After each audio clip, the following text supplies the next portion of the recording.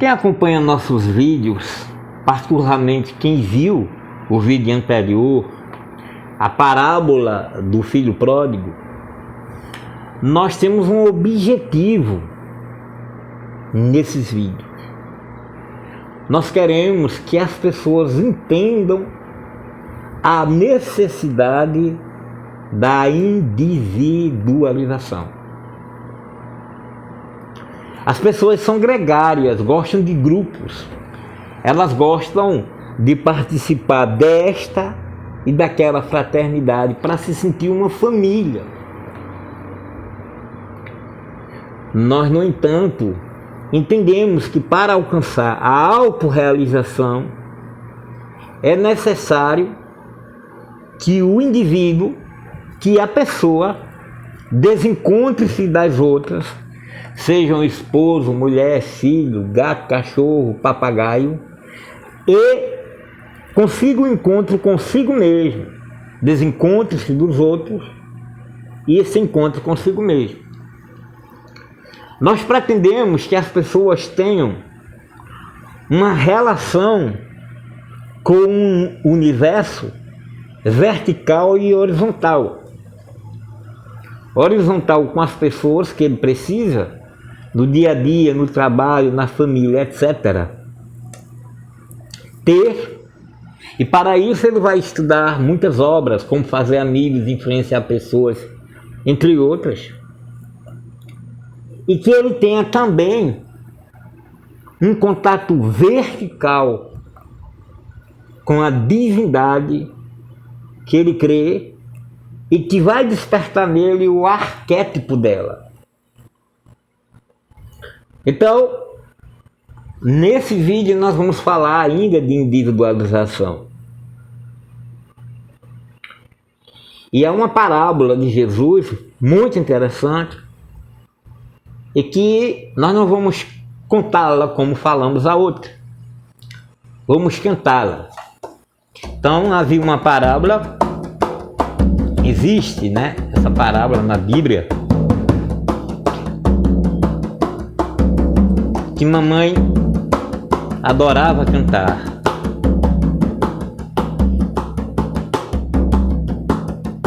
Para quem não sabe, eu vim de uma família adventista do sétimo dia.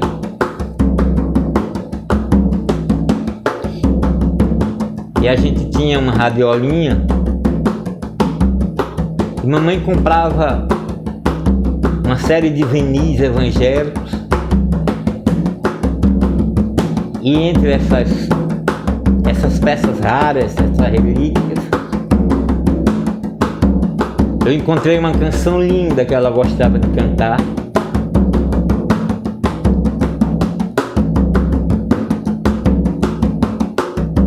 E que nos fala dessa parábola. Chama-se a parábola das 100 ovelhas, ou a parábola da ovelha perdida. Eram 100 ovelhas juntas num aprisco. Eram 100 ovelhas que o pastor cuidou. Porém, numa tarde, ao contá-las todas, lhe faltava uma, de triste choro. Lhe faltava uma de triste choro.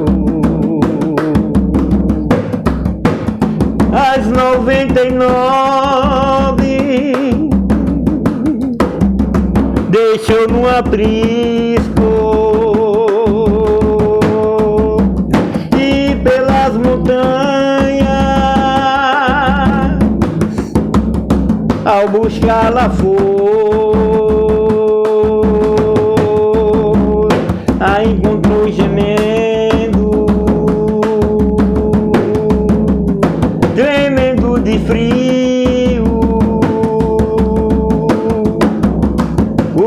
suas feridas, colou em seus ombros e ao redivou.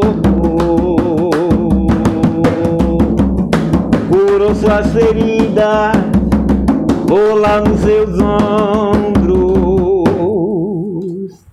e ao redil voltou.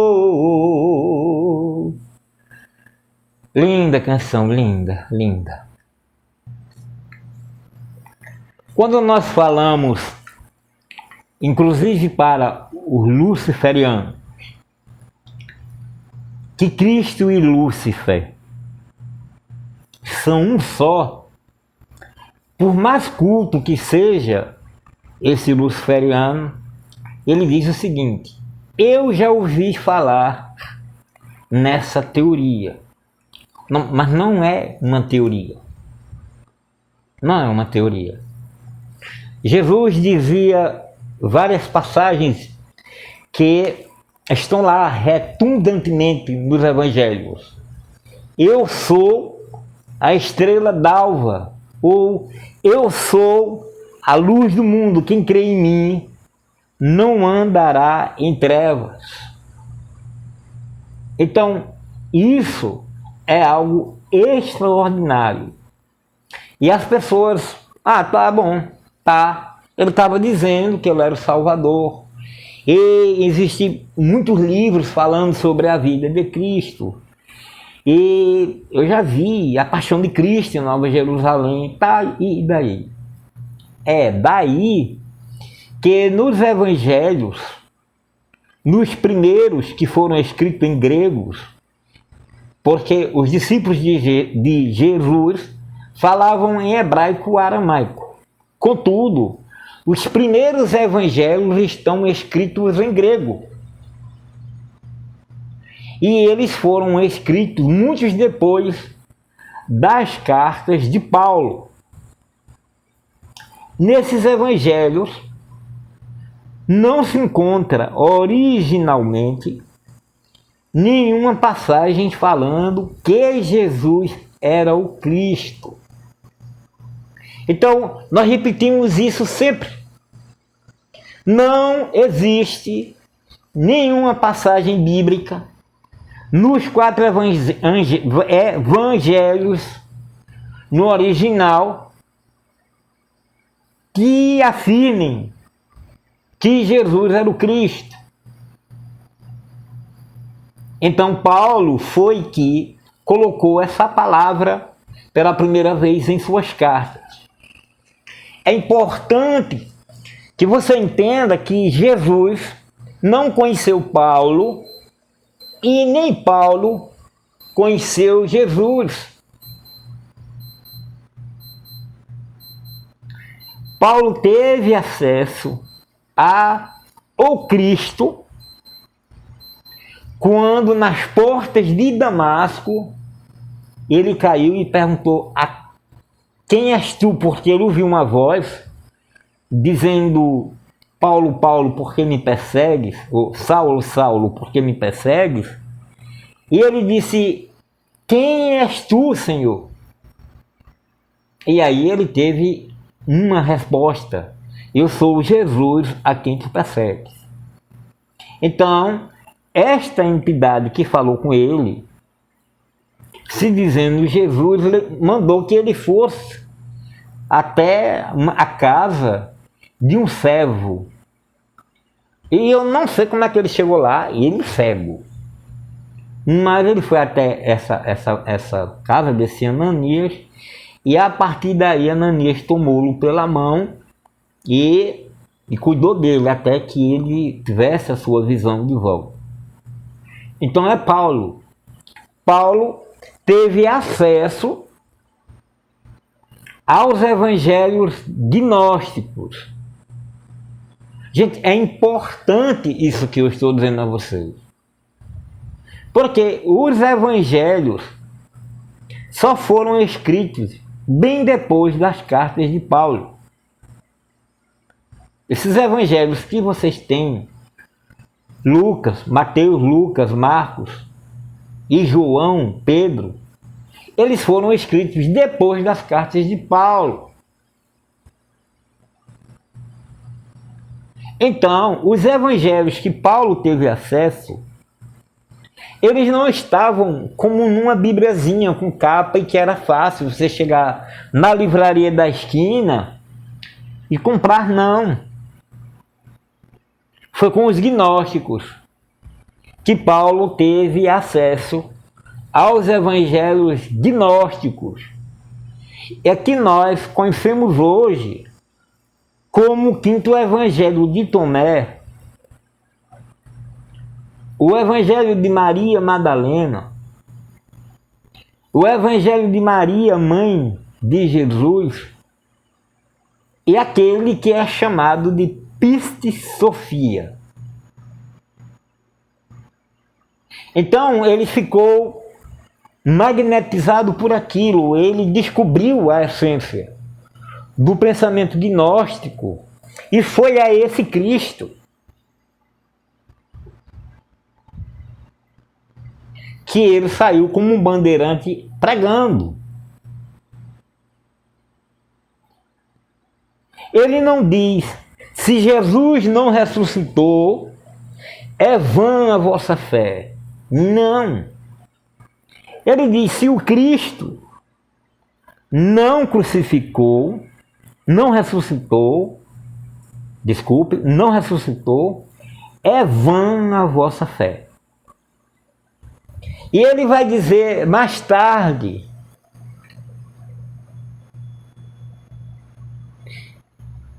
me imitai como eu imito a Cristo.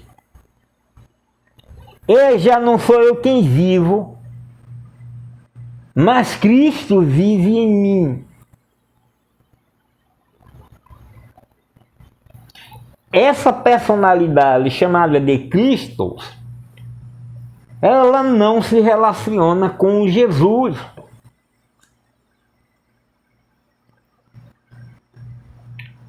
A não ser dessa maneira, como eu vou lhes contar agora.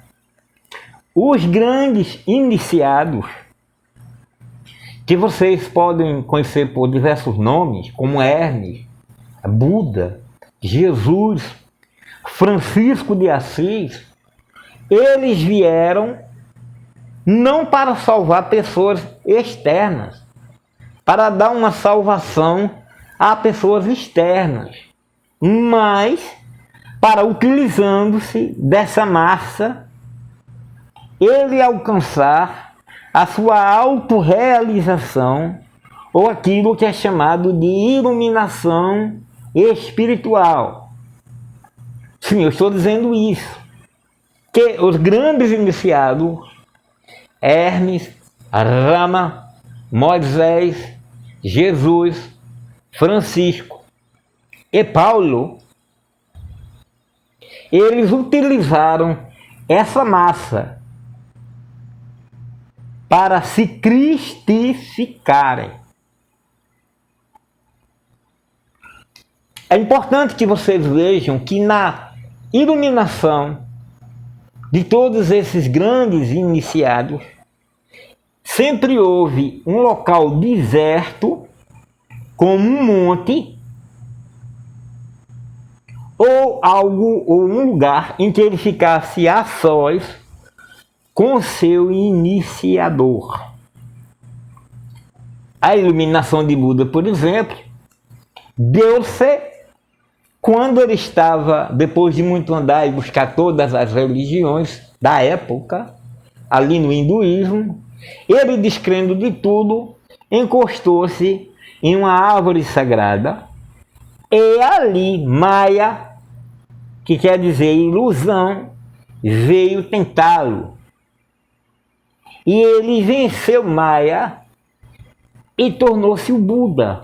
Maya, a ilusão, era a grande iniciadora de Siddhartha Gautama, que viria a se tornar, a posteriori, o Buda. A mesma coisa aconteceu com Arjuna. Arjuna teve a sua iniciação na batalha de Kurukshetra, quando a guerra mundial entre os Pandavas e os Kauravas aconteceram. É dito lá no Srimad Bhagavatam que os Pandavas, em um jogo de xadrez com os Kauravas, perderam seus domínios. Então eles tinham que sair daquele local e um indivíduo dos Kauravas deveria se tornar o rei daquilo tudo. E durante 12 anos, como foi feita a aposta, os Pandavas que perderam viviam em pântanos e florestas áridas.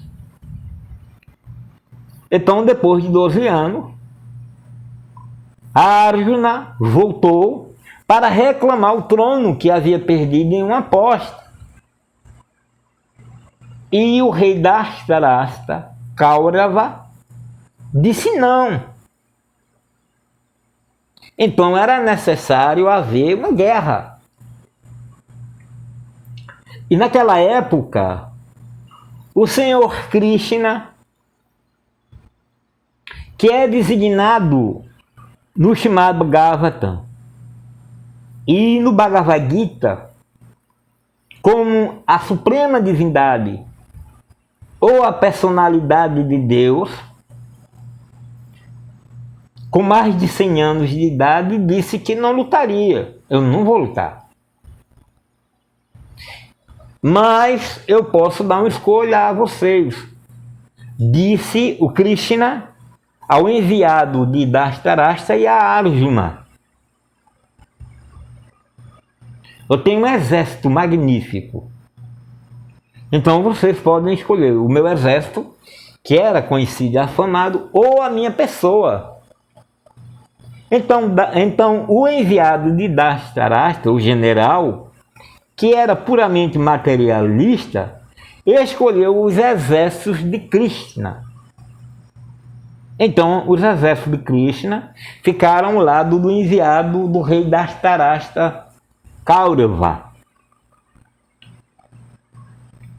E Arjuna escolheu estar ao lado de Krishna. Krishna seria seu quadrigário. Quadriga era uma pequena carruagem que era levada por 4 cavalos, e ali ficava aquele general e o seu conselheiro. Então, quando iniciou a grande batalha, tocaram-se os búzios e Arjuna pediu a Krishna, que estava lá como seu quadrigário, para colocar os cavalos no meio do campo de batalha. Ele queria ver quem estava lá do outro lado, que ia batalhar contra ele. E lá ele viu as grandes personalidades que outrora ele amava. Ele viu pai, mãe, irmãos que estavam lá contra ele. E por isso ele tombou e falou: eu não vou lutar. Então o Bhagavad Gita, que quer dizer a suprema canção, ou a canção do bem-aventurado Senhor, é Krishna dizendo a Arjuna, convencendo a Arjuna do que ele deve lutar. Observe. O Buda ficou solitário, repousando numa árvore quando Maya aconteceu.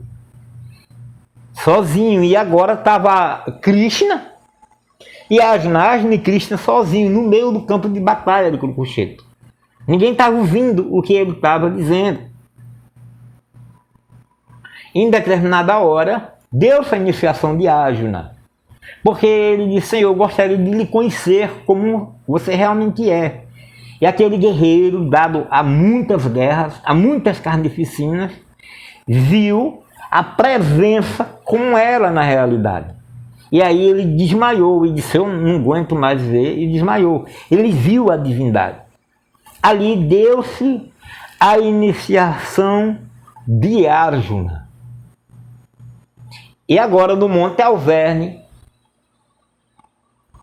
um século ou mais depois, nós teríamos a iniciação de nada mais nada menos de que São Francisco de Assis, que nasceu numa manjedoura e que saiu de sua família rica e foi peregrinar e pregar o Evangelho.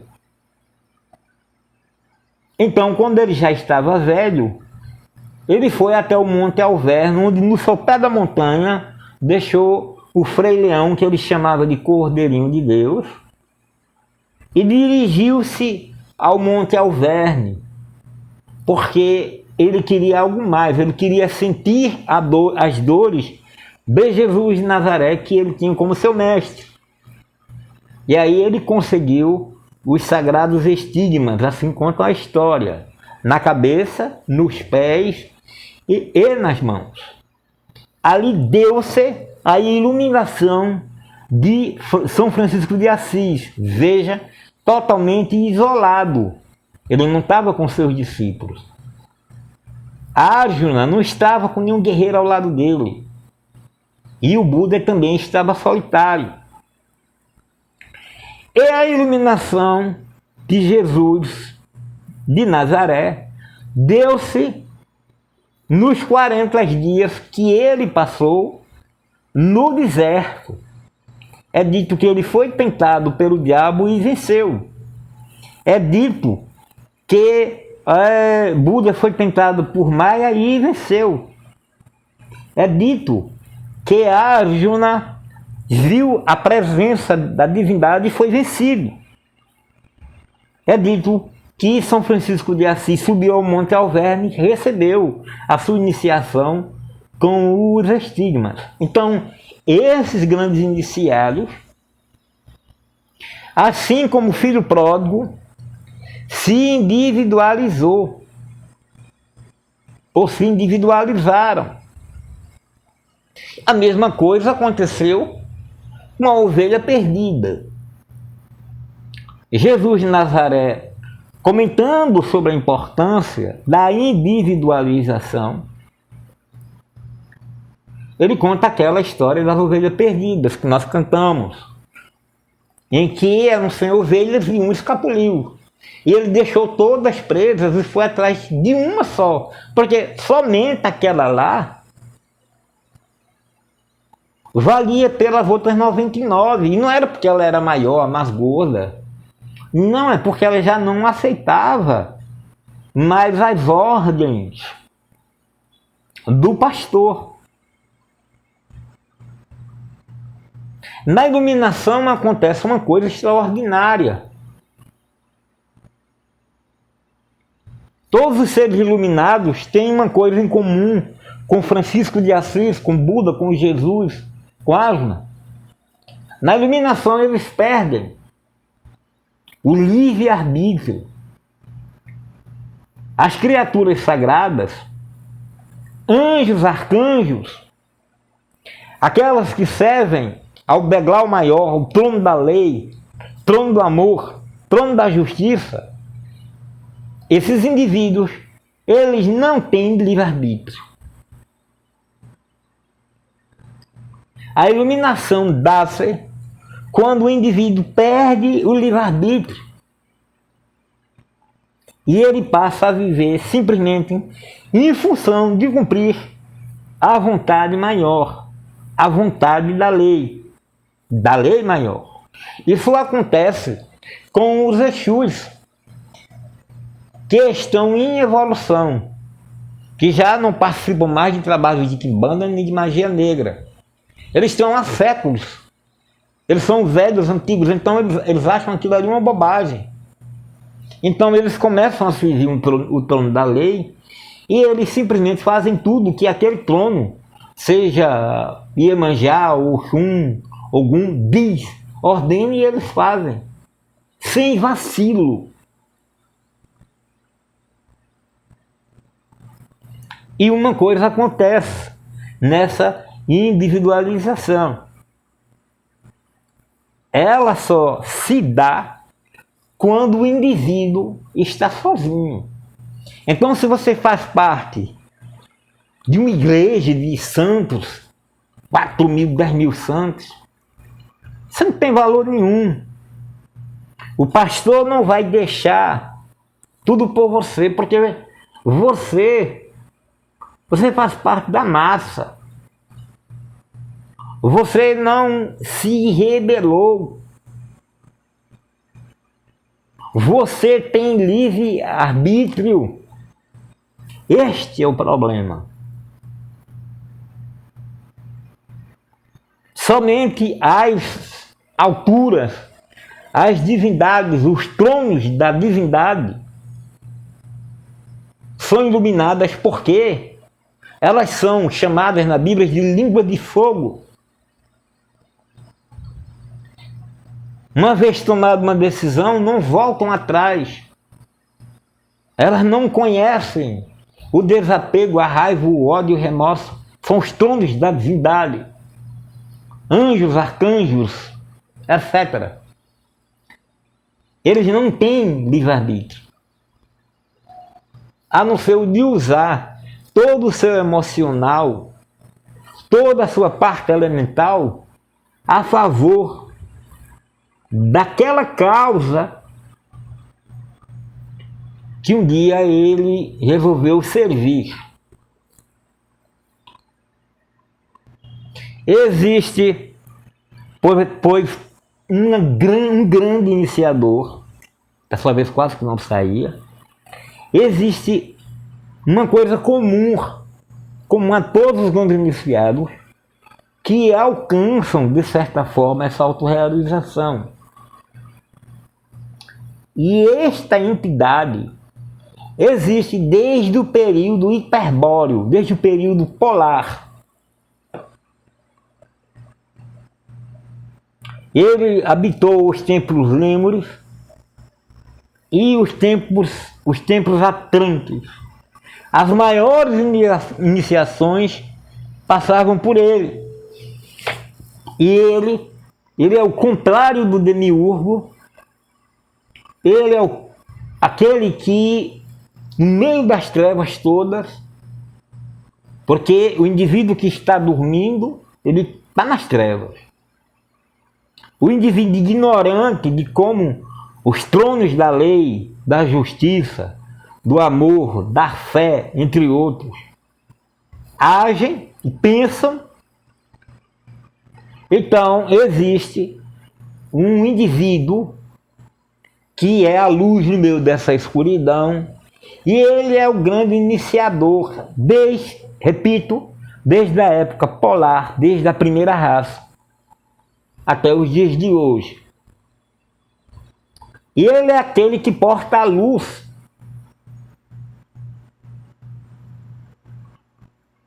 Seu nome é conhecido primeiro em Hilel 14, no capítulo 14 de Isaías, que foi passado para a Vulgata. Como fósforo em latim foi chamado de Lúcifer. Aquele que porta a luz. Por isso, logo no início do Gita de Srila Prabhupada, está escrito, abre aspas, eu nasci na mais alta, na mais baixa e obscura região de ignorância, mas meu mestre espiritual abriu meus olhos com o achote do conhecimento. Então, esse que abre os olhos daquele que está na escuridão, daquele que está se agarrando ao gregarismo, ao coletivo, a este indivíduo é dado o nome de Lúcifer, o portador da luz. Ele é o Krishna por excelência. O nome Krishna quer dizer todo atraente. Ele é o desejado de todos os grandes iniciados. Todos os grandes iniciados, eles almejaram por esse encontro.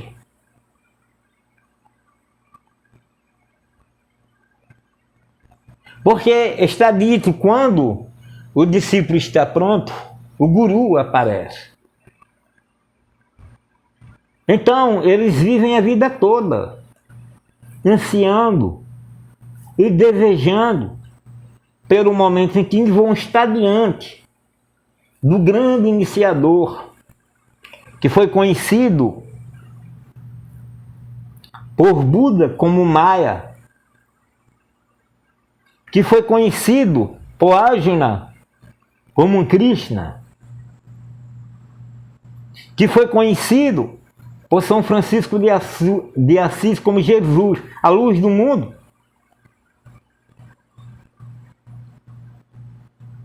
E esse indivíduo é o portador da luz, e que nós chamamos simplesmente pelo nome de Lúcifer. O nome Cristo quer dizer, sabe, todo atraente. Ele atrai para si os indivíduos que estão na polaridade positiva.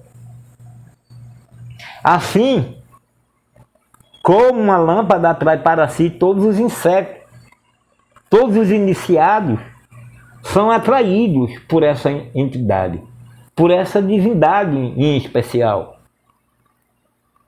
que brilhou nos tempos lemurianos, que brilhou nos tempos antigos atlantes, nas civilizações antigas.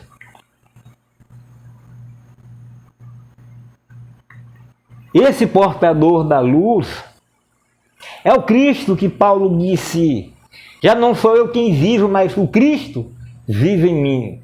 Ou seja, o grande iniciador vive em mim. Sede meus imitadores, disse Paulo ainda, como eu sou do Cristo. E Jesus disse: eu sou a luz do mundo. Quando ele alcançou a posteriori a tentação, o grau de iluminado do Cristo, era ele que portou a luz. Francisco portava a luz depois que veio do Monte Alverne.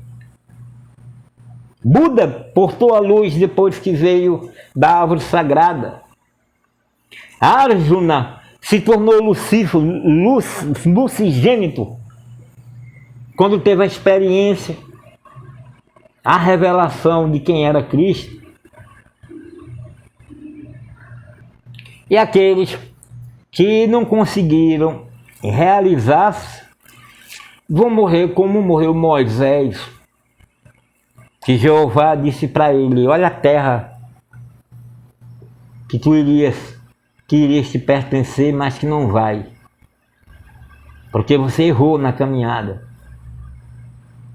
Então, milhares de evangélicos, milhares de católicos, milhares de maometanos, milhares, bilhões de cristãos vão morrer em plena escuridão.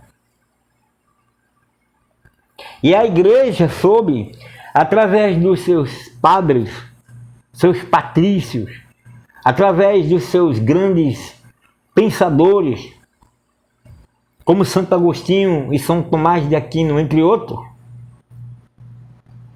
soube dissimular, soube destruir, como fez Santo Eusébio, as provas concludentes de que o Lúcifer era o grande iniciador. A igreja é responsável por milhares de almas em plena escuridão, venerando o homem morto, Jesus de Nazaré, que nunca ressuscitou.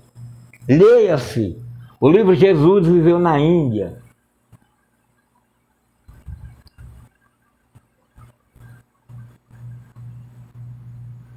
A farsa da morte e ressurreição de Jesus. Há livros maravilhosos falando a respeito.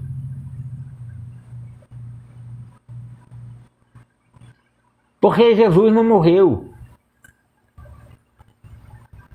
Logo, ele não é o Cristo. Ele apenas realizou o Cristo. O ressurreto é Cristo. Porque ele morre e renasce como uma semente que é colocada na cova, enfrenta a escuridão e renasce dali. Isso não aconteceu com Jesus, é uma farsa, é uma mentira. Não aconteceu com nenhum dos grandes iniciados.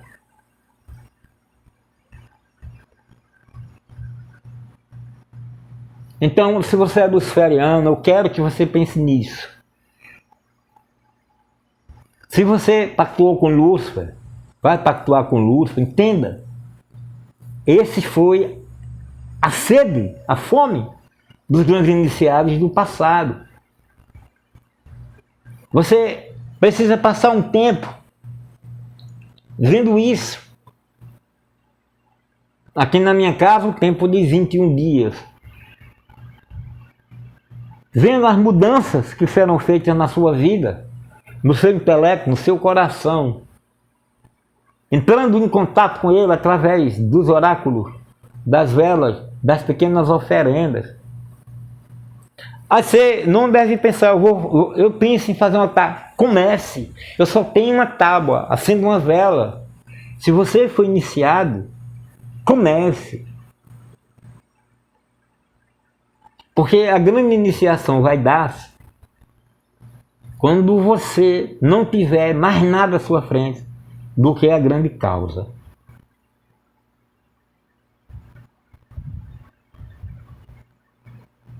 A iluminação vai dar-se quando você se tornar um luciferiano de verdade, quando você não tiver causa maior do que essa. Nem seu filho, nem sua mãe, nem seu pai, nada. Você vai querer ver todos bem. No entanto, o seu coração queima pela sede enorme que nem uma galáxia pode descedentar, que é o contato com a luz. E uma luz que você não vai poder partilhar com todo mundo, entenda, não vai ter como.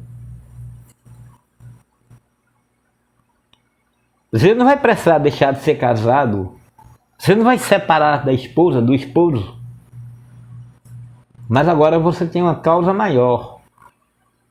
O pacto com Lúcifer foi simplesmente o primeiro passo, você está engatilhando.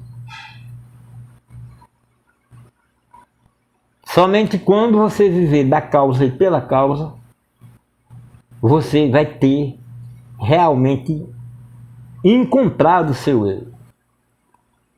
Você vai escrever com o seu talento, você vai escrever. Você escreve, vai escrever. Você compõe, você vai compor. Você canta, você vai cantar. Você escreve poesia, o que você faz? Você vai fazer por aquele grande iniciador que era o desejado das almas de tantos. E você se individualizou para isso, como o filho pródigo e a ovelha perdida.